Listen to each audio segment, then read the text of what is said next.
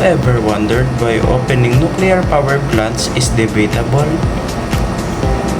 Good day to each and one of you. I am Christian D. Caisip, here to present my stand whether the Philippines is ready for operating a nuclear power plant or not. As we go deeper into this topic, we will be able to discuss the risks, benefits, as well as the ideal location where this nuclear power plant should be located and operated. To start this off, let us first define what is a nuclear energy and a nuclear power plant. Nuclear energy refers to the type of energy that is released from the nucleus of an atom.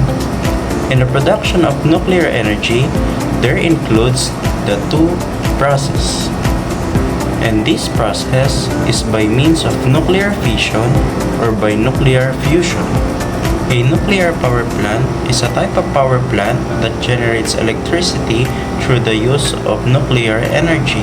The effects of electromagnetic radiation does not only limit itself in just one but several. This includes the living things and the environment.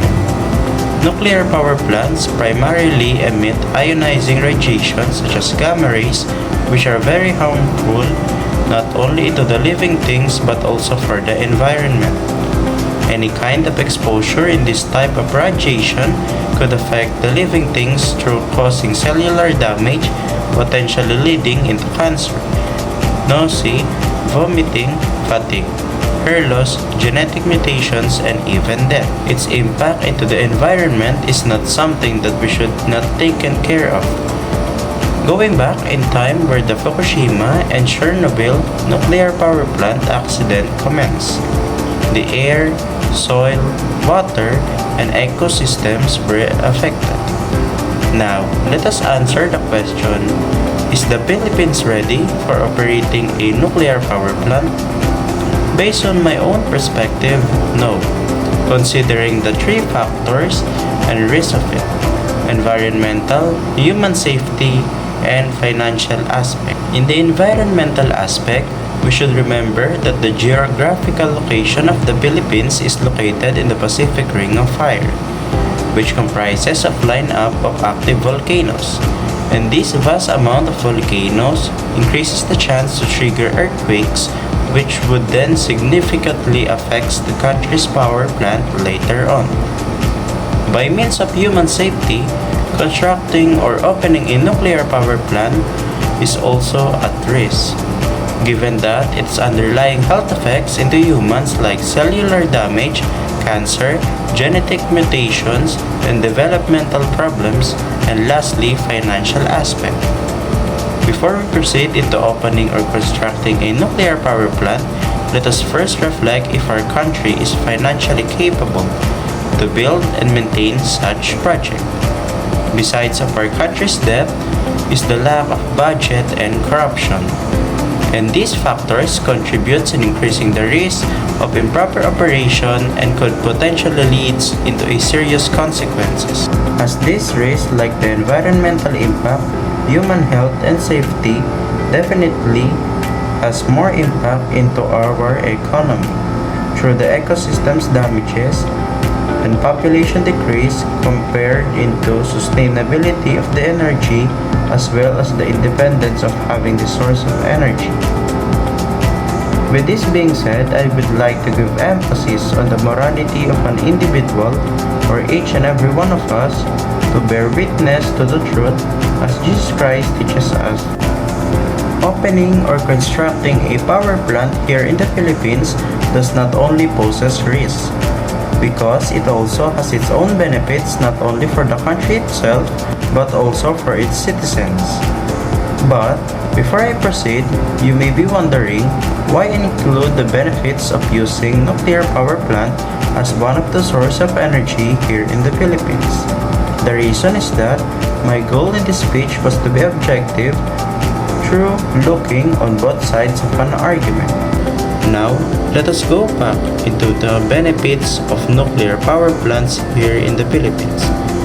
The benefits are energy security, environmental benefits like low carbon energy emissions, and job opportunities. In line with energy security, we will be able to reduce our country's dependence on imported fossil fuel. From that, we will be having a more secure and stable energy supply.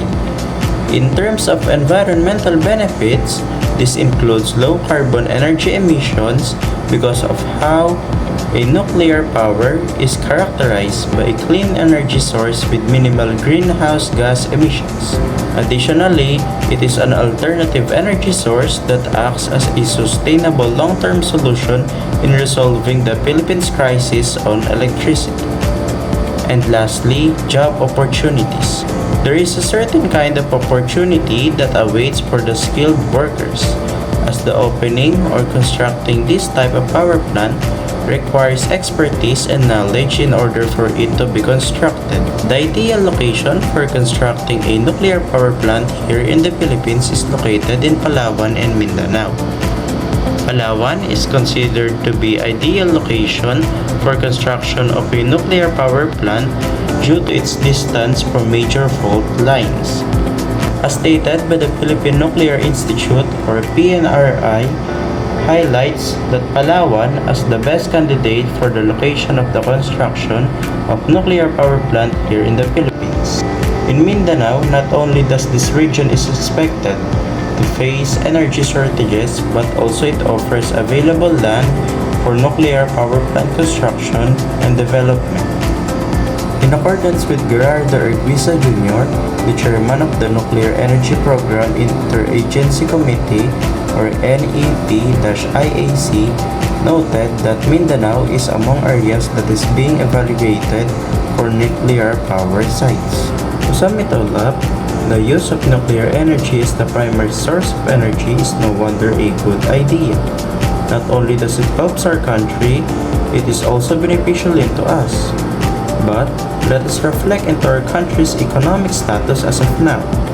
Not only does the country of the Philippines faces an economic crisis, but also the risk of constructing or operating and even maintaining the nuclear power plant. After all of this, we should not just focus into the technicalities, difficulties, or the hindrance that affects us all.